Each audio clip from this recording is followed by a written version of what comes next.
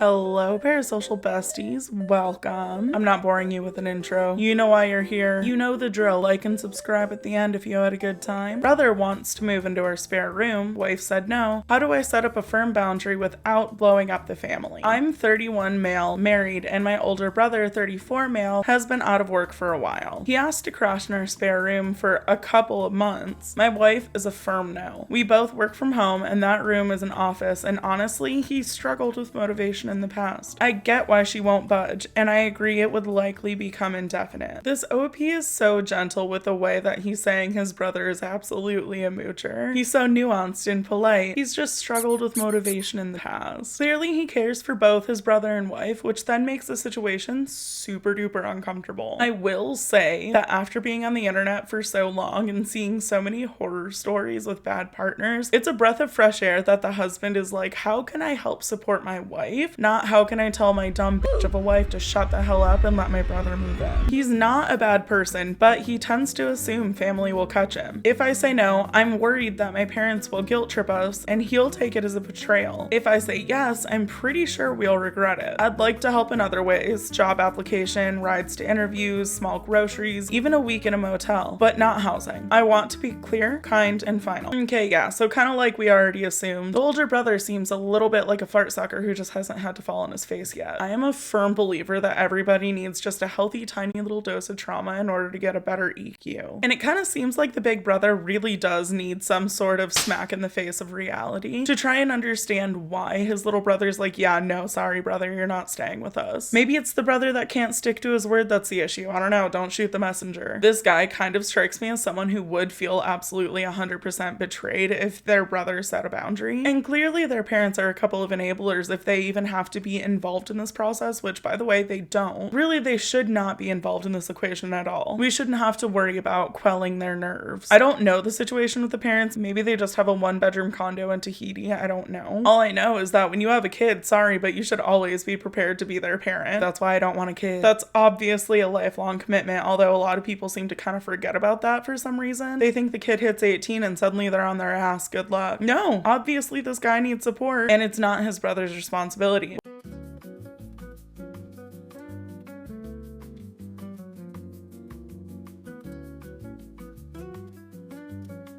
Honestly, OP's off to a great start. He's already offered several solutions to help his big brother find a job, get to a job, get a motel. He has offered plenty of support. Now it's on his big brother to either accept the support that is being offered to him or find a different means of support that would better suit him. Straight up with the parents, I just say tell them this isn't your business. They really can't guilt trip you if you say this is between me and him, and I don't want to talk to anybody else about this. And then you become a broken record. Something I learned in therapy is if people won't stop trying to break your boundaries, just keep repeating them over and over and over and over. If they're like, well, why? I don't want to talk about it. Come on, open up to us. We're your parents. We've done everything for you. I don't want to talk about it. You know, we have the right to know. It does involve us, because if you guys are fighting, then the rest of the family is uncomfortable. It's between me and him. You just got to keep saying it. And if they don't stop, you have to say, well, this has been a lovely time. I feel like we're not going to get past this bump. I'm going to head out because I'm really tired of telling you over and over the same thing. And they'll either eventually get it or they won't, and they'll think you're the worst and then turn it into a problem where you're the demon child. I wouldn't know. I'm not sensitive about that or anything. However, the point of this entire post was to give a script example. So let's go through the script that I have made up for this person. Hey brother, wife and I have talked, and the best way that we can support you in this situation is by doing X, Y, Z. I know that you wanted to move in, and after a lot of talking, we came to the conclusion that that's not something that we can make happen. Her and I did get together and we came up with a bunch of resources for you. I think they could be really helpful. I understand that it's easy to take this stuff personally, especially when you're in survival mode and you're like, clearly I need help. Why are you just thinking of yourself? I get it. And at a certain point, you do kind of just have to be like, you know what? Yeah, this does fucking suck. I'm really upset that I can't move in, and I just need to keep it moving and find some other solution. The next one that I found is called The Smeller. To preface, I couldn't find the original, but I think this has more than enough information. We're gonna be just fine. The caption grabs you immediately. Update on The Smeller. I do kind of wish I could find the original because the last text says, the update says,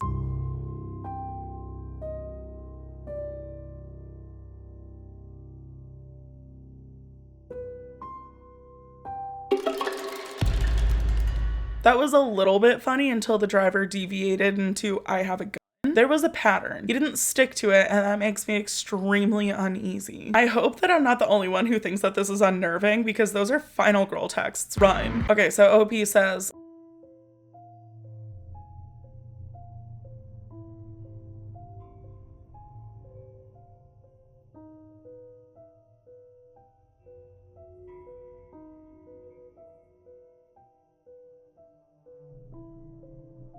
I mean, they're kind of right for not trusting the cops. I have video evidence of someone trying to break into my house, and I called the cops and I was like, look. And they were like, do you want to make a report? They want her to do anything but their job. And I fear that OP is kind of correct that that might happen. I will say a round of applause for OP for getting out of the house and listening to their gut. I do think that there's a healthy dose of paranoia. I'd rather be silly and wrong than right and dead. I'm following my gut most of the time. When I used to do true crime, I learned about this thing called the bystander effect.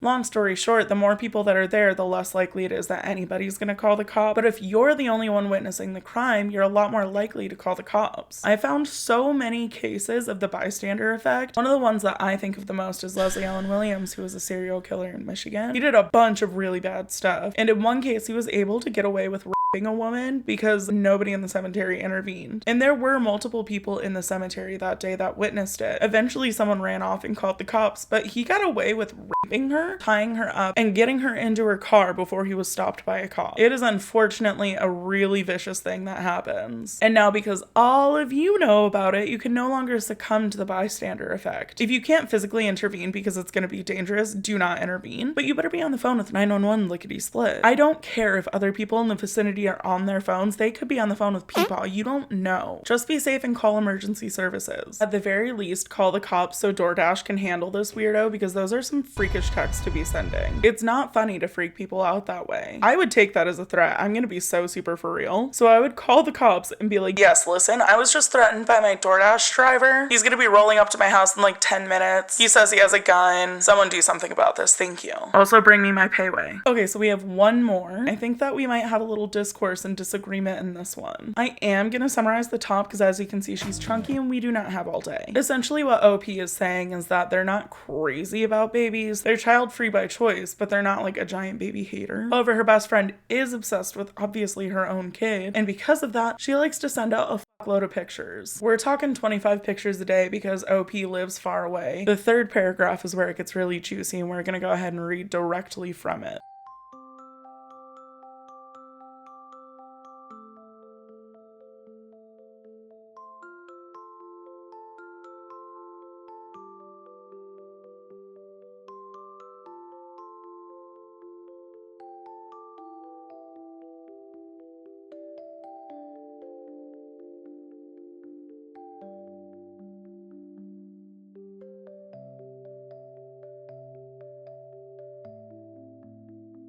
"120, you say? I'm not kidding around when I tell you that I don't think that I can think of 120 people that I know in my real life that I have any sort of regular contact with. Especially so much contact that it validates making a group chat about it. So then thinking about being in a group chat of 120 other strangers makes me want to throw up."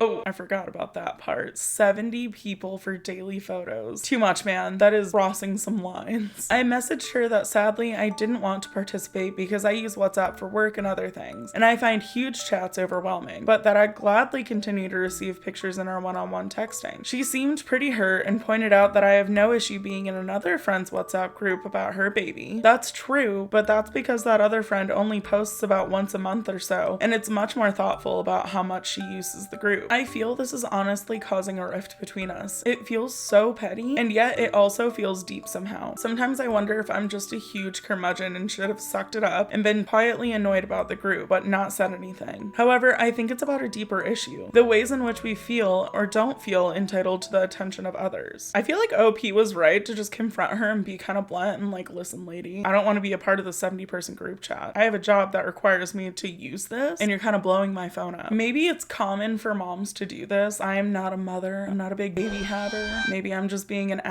asshole, and this is completely normal, common, and not at all freakish to do with your mom friend. And that's why I was saying this might get some discourse, because maybe there are mom friends that are just incessant with what they send, and their friends are like, yeah, let me send my kid back. To me, it feels like way too much. But to be honest, I would rather be upfront and just let the chips fall where they will. It's understandable if the friend gets her feelings hurt. I mean, she has the right to be like, ow, I'm excited about this, and I wish you cared more about seeing my baby every day. I understand feeling hurt as the friend, and also you're just, again, gonna have to get over it. I'm sorry. Your friend set a boundary. It can also be a little uncomfortable to have a friendship where you're not genuinely excited about the other person's, I don't know, baby, their entire pride and joy, the thing that brings them life. OP does acknowledge later in the post, yeah, I probably could have just muted it and it wouldn't have been a big deal. But that just goes back to feeling like it's not a genuine friendship and that you don't really care too much about her kid, which that's fine if you don't. I'm not gonna judge you. It's not your freaking kid. Personally, I tend to care about all the kids I meet, but some people are just like, that's not my fucking kid, so I don't care. I could kind of see it from both sides. I just think OP's a little more correct in that she was being communicative and let her know, hey, I love how much you love your kid. Don't message me on my work chat. I would love to see pictures of your baby one-on-one. I do see how that could be hurtful for a mom, especially if it's pretty recently postpartum. Emotions are everywhere. You gotta be real extra sensitive with your friends after they give birth. They just went through a lot, okay? That being said, this mother needs to chill out. She's going buck wild. Okay, who had fun? I sure did. I'm real excited for my next video because the leaves are falling and the air's getting crispy, and that's getting me feeling spooky as hell. I can't wait to show you guys what we have next week, but I guess you're just gonna have to wait unless you're watching this in the future and it's already out, in which case congratulations, go watch. If you had fun, like and subscribe please and thank you. It's super duper helpful. Bye.